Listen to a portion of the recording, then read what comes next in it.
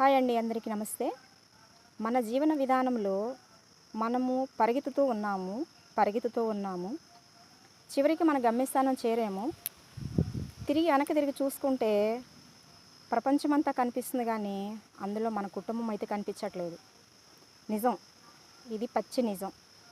ప్రతి కుటుంబంలో కూడా ఇది చాలా కీలక పాయింట్ అన్నమాట. మనకి ఒక విజయం రావాలి అంటే మన కుటుంబ సభ్యులు ప్రోత్సాహం చాలా అవసరం.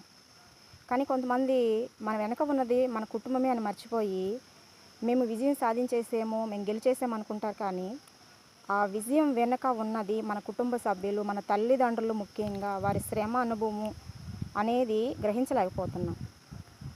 ఎందుకు అంటే పాపం వాళ్ళు కూడా తెలిసి చేసిన పొరపాటు కాదు అది. వాళ్ళకి ఏంటంటే వెనక తిరిగి చూడటం అనేది మర్చిపోతున్నారు. అప్పుడప్పుడు చూడాలి.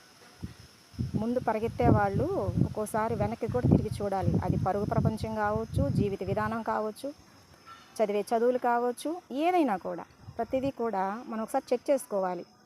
మనం ఇప్పటి వరకు ఎలాంటి ప్రయాణం చేసాము, దీనివల్ల వచ్చిన రిజల్ట్ ఏంటి, ఇక మనం ముందు ఎలాంటి ప్రయాణం చేయాలి అనేది మనం ఒక అంచనాకి రావాలన్నమాట. ముఖ్యంగా యువత తల్లిదండ్రులను పక్కన పెట్టేస్తున్నారు. కెరియర్ అనుకుంటున్నారు. ముఖ్యంగా కెరియర్తో పాటు లవ్ అంటున్నారు.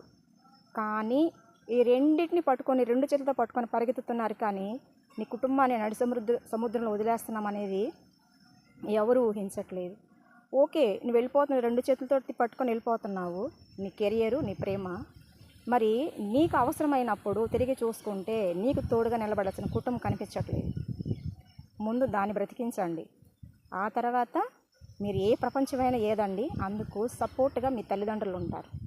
ఇది మాత్రం నిజం అండి. ఇది యువత ముఖ్యంగా గ్రహించాలన్నమాట. గ్రహిస్తే మంచిదని నా అభిప్రాయం.